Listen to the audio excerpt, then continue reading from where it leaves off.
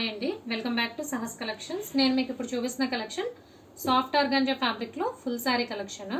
Fabric మనకి soft organza fabric వస్తుంది, plain వస్తాయండి, అన్నీ కూడా ప్లెయినే.